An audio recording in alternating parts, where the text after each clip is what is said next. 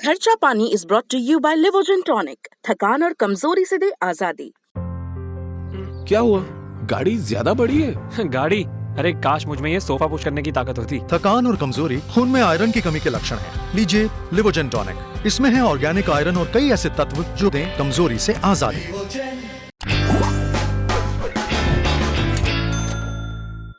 नमस्ते, मेरा नाम है सिद्धांत, साथ में है अंशुमान जी। ये है खर्चा पानी। आज सोमवार है अंशुमान जी, और खबरें, कुछ महत्वपूर्ण खबरें आ चुकी हैं हम लोगों के सामने। हाँ सिद्धांत, आपका स्वागत है खर्चा पानी में और सारे दर्शकों का। शुक्रवार को बीतते बीतते जब हम अपना खर्चा पानी रिकॉर्ड कर चुके थे, उसके बाद भी अर्थव्यवस्था का पहिया, खबरों का पहिया रुकता नहीं है। तो बहुत सारी चीजें शुक्रवार की शाम तक हो गई जिन्हें हमने सोमवार के लिए रखा, और दिन की शुरुआत तो हुई ही है बड़ी खबरों के साथ। हाँ, और जिन लोगों ने कल का यानी संडे का अर्थात देखा होगा, उनको ये पता होगा कि कैसे आप उतने ज्यादा क्या कहते हैं उसको, अंग्रेजी शब्द मुझे नहीं याद आ रहा है, जो वॉरेन बफे ने यूज किया था। Ovarian lottery. हाँ, आपने आपकी वाली लॉटरी नहीं लगी हुई है बहुत सारे राज्यों की। बहुत सारे राज्यों की कोविड के बाद वो लॉटरी नहीं लगेगी राज्यों में रहने वालों की, जो पहले थी। और कैसे चीजें बदल जाएंगी आने वाले 2-3 साल में, जब जैसे ही ये जीएसटी के कंपनसेशन का प्रोसेस खत्म होगा, उस पर हमारा अर्थात था पिछली बार का जी। तो उसको देख लीजिए, और कैसे किस राज्य में आप रहते हैं इस पर, उस राज्य की माली हालत और सेंटर से कैसे संबंध होते हैं, उस राज्य के आर्थिक संबंध केंद्र के साथ कैसे होते हैं, इस पर बहुत ज्यादा निर्भर करता है। और उस पर ही एक छोटी सी खबर है, उसको हम डिस्कस करेंगे आज। 20 राज्यों ने क्या कमाल कर दिखाया है। एक खबर बॉन्ड मार्केट को लेकर है। बॉन्ड मार्केट को लेकर आरबीआई के निर्मला सीतारमण के बयान सामने आए हैं। इससे भविष्य क्या दिखेगा, हम इस पर बात करेंगे। और हमारी ये खबर है एक रिपोर्ट को लेके, जो भारत के लोगों की, हमारी और आपकी माली हालत बयां करती है। वो रिपोर्ट कि हम कैसे, कितना जुटा पा रहे हैं, कितना बचा पा रहे हैं और कितना उधार ले पा रहे हैं। पहली खबर बॉन्ड मार्केट। अंशुमान जी, आरबीआई ने कहा और थोड़ी नाराजगी दिखाई बॉन्ड विजिलेंटेस पे कि साहब आप रिकवरी नहीं होने दे रहे हैं। और इधर वित्त मंत्री निर्मला सीतारमण जो हैं, उन्होंने भी ये साफ किया है कि ब्याज दरें नहीं बढ़ेंगी। एक तरफ बॉन्ड मार्केट है जो सरकार को लगातार, आपके अर्थात की भाषा में कहें, जो एक हफ्ते पहले वाला अर्थात था, घुड़की दिया जा रहा है। सरकार को ब्याज दरें बढ़ानी पड़ रही हैं बॉन्ड मार्केट के परिप्रेक्ष्य में। और इधर आरबीआई गवर्नर का और निर्मला सीतारमण का बयान। स्थितियां क्या हो सकती हैं बॉन्ड मार्केट को लेके, और कहां तांडव, कहां टैंगो होने वाला है, बताइए।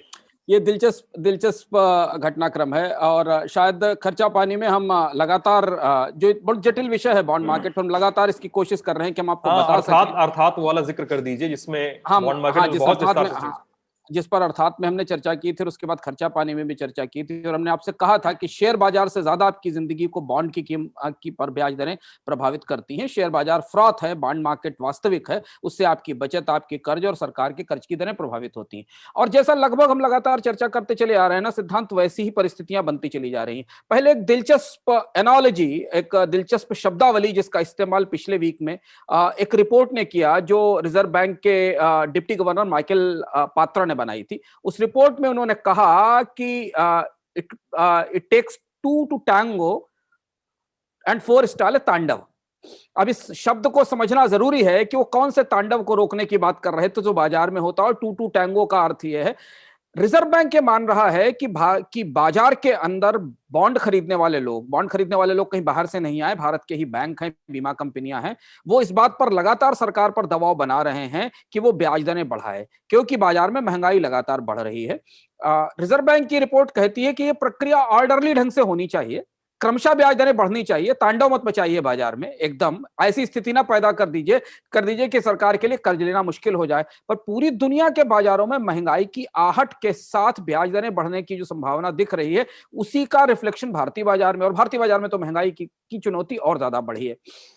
इसलिए जब पिछले पहली बार ऐसा हुआ कि बैक टू बैक सरकार के 4-5 बॉन्ड इशू बॉम्ब हो गए, मतलब बॉन्ड बाजार ने उसमें पैसा नहीं डाला। और उसके बाद रिजर्व बैंक को ये रिपोर्ट निकालकर 2 चेतावनियां देनी पड़ी। उन्होंने कहा कि पूरी दुनिया में जो बॉन्ड विजिलेंटेज हैं, यानी जो बॉन्ड मार्केट के प्लेयर हैं, वो सरकारों को डरा रहे हैं, घुड़की दे रहे हैं, ब्याज दरें बढ़ाने का दबाव बना रहे हैं, जिससे अर्थव्यवस्था में रिकवरी की प्रक्रिया नहीं आ पा रही। दुनिया के बाजार से हमारा क्या लेना देना, हम अमेरिका से कर्ज लेने नहीं जाते हैं, ना हम यूरोप या जर्मनी के बाजार से लेना चाहते हैं। उनका कहना भारत के लिए था कि भारत के जो बॉन्ड विजिलेंटे हैं, भारत के जो बॉन्ड में निवेशक करने वाले बैंक हैं, वही सरकारी बैंक हैं, वही बीमा कंपनियां हैं, वो सरकार पर इस बात के लिए दबाव बना रही। रिजर्व बैंक गवर्नर की जो रिपोर्ट है और ये बता रही है कि ब्याज दरें बढ़ेंगी, पर उनका कहना है कि ऑर्डरली ढंग से बढ़नी चाहिए, व्यवस्थित ढंग से ब्याज दरों में बढ़ोतरी होनी चाहिए। ऐसा ना हो कि अचानक सब अफरा तफरी मच जाए, इतना प्रेशर गेम नहीं होना चाहिए, उनका इतना दबाव नहीं होना चाहिए। दूसरी चीज ये कि इसका असर कहां तक आया कि निर्मला सीतारमण को, वित्त मंत्री को, शनिवार को यह कहना पड़ा कि भारत में ऐसा कोई टेंट्रम नहीं होने वाला है कि अचानक सरकार, रिजर्व बैंक बाजार से नकदी खींच लेगा और ब्याज दरें बढ़ना शुरू हो जाएंगी। यानी कहीं ना कहीं 2 चीजें टॉप लाइन में हमें दिखाई देती हैं कि रिजर्व बैंक और सरकारें मान चुकी है कि महंगाई रोकना थोड़ा मुश्किल हो रहा है, ब्याज दरें क्रमशः धीमे धीमे बढ़ेंगी। हालांकि सरकार इस बात पर दबाव बनाए रखेगी कि बैंक ब्याज दरें ना बढ़ाएं, कर्जदारों के लिए बाजार में ब्याज दरें ना बढ़ें, पर सरकार के लिए या बॉन्ड मार्केट की ब्याज दरें बढ़ेंगी, जिसका जिक्र हमने, जिसकी संभावना हमने अपने अर्थात में की थी, जिसे आप प्लेलिस्ट पर जाकर देख सकते हैं कि ऐसी, ये 2 हफ्ते पहले की बात है जब हमने इस बात की संभावना जाहिर की थी। और चलते चलते कल बाजार में काफी चर्चा थी, अभी मेरे पास उसकी पुष्ट खबर नहीं है, लेकिन हो सकता है शाम तक इस बात की सूचना आए। इस बात की चर्चा थी कि बॉन्ड मार्केट जिस तरह से सरकार को पर दबाव बना रहा है, घुड़की दे रहा है, और महंगाई जिस तरह से बढ़ने की संभावनाएं बन रही हैं, उससे सरकार का जो इस साल की आखिरी वीक में आने वाला बॉन्ड ऑक्शन है, यानी इस साल के आखिरी वीक की जो बाजार से कर्ज उगाही है, वो भी फंसने की संभावना दिखाई पड़ रही है। तो खर्चा पानी की दृष्टि से हमारे लिए जो इसका मतलब है, वो उसके 2 सूत्री मतलब है। एक तो ये कि अगर आप बैंक में जमा रखते हैं तो और कटौती के लिए तैयार हो जाइए रिटर्न में, क्योंकि बैंक अगर सरकार को ब्याज ज्यादा देंगे, 6.25-6.5% का, तो आपकी बचत पर उतना पैसा नहीं देने वाले जितना वो पहले दे रहे थे, यानी उसमें और भी कमी आएगी। दूसरी बड़ी चीज जिसकी संभावना यह है कि बैंकों की बैलेंस शीट पर ज्यादा दबाव बनेगा, क्योंकि रिजर्व बैंक उनसे कहेगा कि ब्याज दरें कम रखी जाएं उद्योग के लिए, लोगों के लिए, और बैंकों के मुनाफे और ज्यादा दबाव में आएंगे। तात्कालिक परिस्थिति यह है, इस सप्ताह के अंत में हमें यह स्पष्ट होगा कि आखिर यह सप्ताह कहां खत्म हुआ, क्या सरकार को बॉन्ड मार्केट से उतना कर्ज मिल पाया जितना वो लेना चाहती थी कि नहीं। तो मतलब इस सब का भविष्य अभी क्लियर नहीं है, और सरकार और आरबीआई के म्यूचुअल डिसीजंस पे निर्भर करता है कि आगे क्या होगा, क्योंकि अभी बॉन्ड मार्केट का अपना एक अलग दबाव है। आरबीआई एक लगातार अलग चेता रहा है कि बैंक ज्यादा दबाव न डालें सरकार पर, और सरकार जो है कि वो बॉन्ड इशू अब लाने नहीं वाली है। तो मतलब और दूसरी एक और चीज ये है कि बॉन्ड इशू लाने की संभावना कम इसलिए दिखाई देती है, मतलब फंस गया है, लाएगी तो सरकार, क्योंकि फ्राइडे को जब बाजार बंद हुआ तो जो 10 साल की सरकार का कर्ज कार्यक्रम था, उस पर ब्याज दर 6.19% पहुंच गई। इसका मतलब यह है कि मार्केट में लगातार महंगे ब्याज दर की संभावना बनती चली जा रही है, और ये महंगाई और ब्याज दर का जो रिश्ता है, ये हमारे लिए, हम सब के लिए, जो लोग बैंक में पैसा रखते हैं, जो कि अधिकांश लोग बैंक में पैसा रखते हैं, उनकी बचतों के लिए अच्छी खबर नहीं है, क्योंकि एक तो महंगाई बढ़ने से आपकी जिंदगी की लागत बढ़ती है, दूसरी तरफ महंगाई बढ़ने से आपके बचत पर रिटर्न कम होता जाता है। हाँ, और ये भी है कि आरबीआई की इस अपील को कोई डायरेक्टिव ना माना जाए, ये अपील ही आखिर में होगा, क्योंकि बैंक जो है इतने संगठित रूप से काम कर रहे हैं बॉन्ड मार्केट के क्षेत्र में, तो बहुत मुमकिन नहीं है कि वो इस दबाव पे सीड करेंगे मेरे ख्याल से। हाँ, और बहुत ज्यादा दबाव बनाया भी नहीं जा सकता है बॉन्ड मार्केट पे। पूरी दुनिया में कहीं बॉन्ड मार्केट पर दबाव नहीं बनाया जा सकता, क्योंकि सरकार वहां दरअसल ग्राहक है, सरकार वहां कर्ज लेने वाली है, और बैंक हमेशा उन मैक्रो पिक्चर्स पर, उन व्यापक मौद्रिक और आर्थिक पैमानों को देखकर ब्याज देते हैं जो सबके सामने खुले हुए हैं। तो कहीं ना कहीं सरकार के भीतर धारणा। अब इसमें एक दूसरी और भी चीज है जिसको चलते चलते डिस्कस करें, फिर हम बचत पर सीधे आ जाते हैं, क्योंकि इससे जुड़ी हुई खबर है जो रिजर्व बैंक की दूसरी रिपोर्ट है कि अब राज्यों का क्या होगा। इसके बाद अभी राज्यों के बजट आ गए हैं, अप्रैल से उनके कर्ज कार्यक्रम बाजार में आना शुरू करेंगे, उनके भी घाटे हैं, उन्हें तो मार्केट 7.5%, 8% किस रेट पर कर्ज देगा, ये देखने वाली बात होगी। तो इसलिए ये साल जो है वो ब्याज दरों के लिहाज से भले ही कृत्रिम रूप से सरकार कर्ज को सस्ता रखने की कोशिश करे, पर बचत करने वालों के लिए साल अच्छा नहीं रहने वाला है। बचत करने वालों का साल अच्छा नहीं रहने वाला है। और यहीं पर हम अपनी दूसरी खबर लेकर आ जाते हैं। रिपोर्ट है, कहती है कि सितंबर तक का जो क्वार्टर बीता है सितंबर तक का क्वार्टर की बात है ना अंशुमान जी? हाँ जी। सितंबर तक का जो क्वार्टर बीता है उसमें लोगों की हाउस होल्ड बोरोविंग्स जो है वो बढ़ी हाँ। है और उनकी जो बचत है, सेविंग्स जो है, उसमें काफी गिरावट आई है। और बैंकिंग और नॉन बैंकिंग फाइनेंस सर्विसेज सबसे उनकी बोरोविंग बढ़ी है, उनकी सेविंग्स में काफी गिरावट आई। लोग पैसा सेव नहीं कर रहे, बोरोविंग अलग से हो रही है। अंशुमान जी। रिजर्व बैंक का एक बुलेटिन आता है हर तिमाही जी। पर, हर क्वार्टर पर, जो भारत में कर्ज और बचत की परिस्थिति की जानकारी देता है। एक बहुत महत्वपूर्ण आंकड़ा है, खासतौर से हमारे जैसे लोग जो इन बड़ी मैक्रो पिक्चर्स को करीब से देखते हैं, उनके लिए आंकड़ा बहुत महत्वपूर्ण होता है।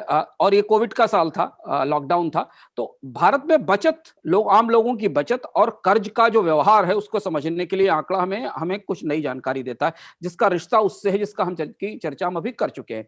ये आंकड़ा बताता है कि जनवरी पहली तिमाही जो थी इस साल की, जब लॉकडाउन लगना शुरू हुआ था, तब भारत में लोगों की बचत तेजी से बढ़ी थी बैंकों में, क्योंकि सब कुछ बंद था, लोग खर्च नहीं कर रहे थे, पैसा बैंकों में रुका हुआ था। और उस दौरान भारत की बचत दर करीब जीडीपी के 21% तक पहुंच गई थी। लेकिन दूसरी तिमाही में, जब 19-20 की दूसरी तिमाही में जब धीमे धीमे अनलॉक की प्रक्रिया शुरू हुई, तो अचानक तेजी से ये घट के 10.4% पर आ गई, आधी रह गई। आमतौर पर इसके दो व्याख्याएं होती हैं। एक, इसका इंटरप्रिटेशन ये होता है कि अगर अनलॉक हुआ, लॉकडाउन खत्म होना शुरू हुआ, तो लोगों ने खर्च करना शुरू किया, इसलिए उन्होंने बैंकों से बचत निकालनी शुरू की। कि क्या ये इसकी वजह है कि वो पैसा बाजार में पहुंच रहा और उससे डिमांड जनरेट होना शुरू हो रही है, या वो पैसा लोगों की नौकरियां नहीं लौटी और उन्होंने बचत निकाल कर खाना शुरू कर दिया? ये दोनों ही आकलन के बीच में हम कहीं खड़े हुए हैं। और इसके साथ एक तीसरा आंकड़ा ये आया, जो महत्वपूर्ण आंकड़ा है, ये बताता है कि पिछले साल के दौरान दूसरी तिमाही में भारत में परिवारों पर जो कर्ज था, हाउस होल्ड डेट था, कंपनियों की बात नहीं कर रहे, परिवारों पर जो कर्ज था, वो जीडीपी के 31.7% तक पहुंच गया।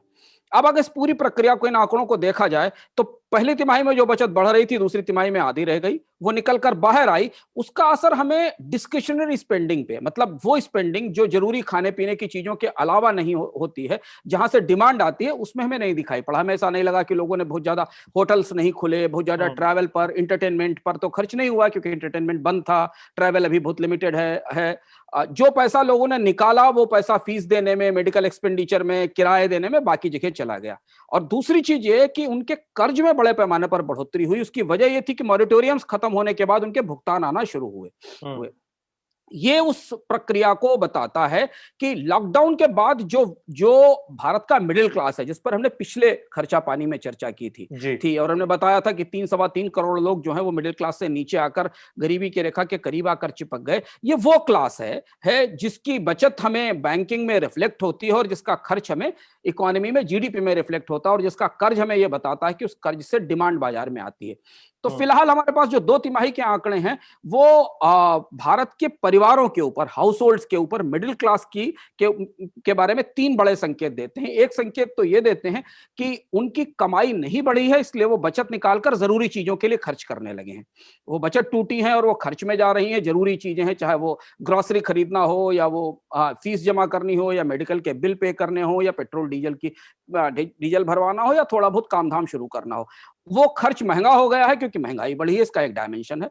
दूसरी चीज ये है कि उनके कर्ज में बढ़ोतरी हुई है, यानी वो कर्ज एक तो नहीं चुका पाए कारोबार बंद होने के कारण, या दूसरी चीज ये है कि उन्हें कुछ और नए कर्ज लेने की कोशिश करनी पड़ी क्योंकि उनके ऊपर दबाव थे, तो कर्ज में बढ़ोतरी आई है। और तीसरी चीज ये है कि अभी बैंकों से बचत कम होने का रिफ्लेक्शन हमें अर्थव्यवस्था की मांग में दिखाई देना है। तो इसके लिए हमें 2 तिमाही के आंकड़ों की और प्रतीक्षा करनी पड़ेगी सिद्धांत। जब बात की 2 तिमाही के आंकड़े आएंगे रिजर्व बैंक से बचत और तीसरी चौथी तिमाही के, और इस साल के रिवाइज्ड आंकड़े जब जीडीपी के हमारे सामने आएंगे अगले महीने तब हमें समझ पाएंगे कि क्या हाउस होल्ड सेविंग्स का कम होना, हाउस होल्ड एक्सपेंडिचर में लोगों के, परिवारों की बचत का बैंकों में कम होना, क्या लोगों के खर्च बढ़ने में रिफ्लेक्ट हुआ कि नहीं हुआ, या वो बचतें कर्ज चुकाने में चली गई, निकालकर उन्होंने उसे कर्ज चुका दिया, या वो पैसा कैश में लोगों के पास अभी होल्ड है। क्योंकि भारत में एक तीसरा आंकड़ा भी है कि भारत में जो करेंसी फ्रीक्वेंसी में करेंसी है, या जो करेंसी इन हैंड्स है उसमें काफी तेजी से बढ़ोतरी हुई है। और चलते चलते एक छोटी सी रिपोर्ट है, कलकार था जिन्होंने देखा हो, जैसा हमने पहले बताया था कि एक खबर कल के अर्थात से थोड़ी सी जुड़ी हुई है कई अर्थों में। 20 राज्यों ने ईज ऑफ डूइंग बिजनेस में बढ़त बनाई है और इसका मतलब है कि उनको सेंटर से लोन मिल सकता है, एडिशनल बोरोइंग मिल सकती है सेंटर से। कितनी बोरोइंग होगी और इससे क्या मतलब है वो अंशुमान जी बताएंगे आपको। केंद्र सरकार ने कुछ पैमाने तय किए थे फिनांस कमीशन की रिपोर्ट आने से पहले वो पैमाने ये थे कि जो राज्य सरकारें अपने यहाँ कारोबार की सुविधा बढ़ाने के पैमानों का पालन करेंगी और उन्हें बेहतर करेंगी, उन्हें लगभग उनकी जो कर्ज की सीमा है उससे 2.5% ज्यादा तक कर्ज लेने की सुविधा मिल जाएगी। कोई पैसा नहीं मिल रहा, कर्ज ही लेने की सुविधा है और वो आरबीआई के जरिए कर्ज लेने की सुविधा मिल जाएगी। तो उसमें करीब 20 राज्य ऐसे हैं जिन्होंने उन पैमानों को पूरा कर लिया है और इसलिए वो अगर जरूरत चाहेंगे तो उनकी जो निर्धारित कर्ज सीमा है, जो कि एफआरबीएम एक्ट, जिसको कि हम वित्तीय प्रबंधन और बजट अनुशासन कानून कहते हैं, उसके तहत उससे अतिरिक्त 2.5% की कर्ज लेने की सुविधा उनको मिलेगी। ये फैसला फाइनेंस कमीशन की रिपोर्ट आने के पहले का है, जिसे उन्होंने पालन किया। अब हमें देखना है कि राज्य सरकारें किस कर्ज लेंगी। यहां तक तो ठीक है कि उन्होंने ईज ऑफ डूइंग बिजनेस के पैमानों को बेहतर किया है, लेकिन चूंकि पिछला 1 साल कोविड लॉकडाउन की मंदी का साल था, तो इसलिए कोई बड़ा निवेश राज्यों में नहीं आया। तो 2 चीजें देखनी होंगी कि वो निवेश में रिफ्लेक्ट होता है कि नहीं। ईज ऑफ डूइंग बिजनेस, क्या नई कंपनियां निवेश करने आती हैं, नए रोजगार बनना शुरू होते हैं उन राज्यों में, पहली चीज। और दूसरी चीज है कि अगर वो अतिरिक्त कर्ज उगाना चाहती हैं या लेना चाहती, तो उनको किस ब्याज दर पर कर्ज मिलेगा बाजार से, वो क्या अफोर्ड कर सकती है, क्योंकि ऑलरेडी उनके ऊपर काफी कर्ज है। तो ये परिस्थिति है। लेकिन जो पिछले 5-6 साल से कोशिश चल रही थी कि राज्यों को कम से कम इस बात के लिए सेंसिटाइज किया जाए, उन्हें इस बात के लिए संवेदनशील बनाया जाए कि वो कारोबारी सुविधाओं को बेहतर करें, उस दिशा में हमें कुछ प्रगति दिखाई देती है। तो ये था हमारा आज का खर्चा पानी। कैसा लगा आप लोगों को जरूर बताइएगा वीडियो के कमेंट सेक्शन में। मैं हूं, साथ में अंशुमान जी हैं। आप देख रहे थे लल्लन टॉक। शुक्रिया।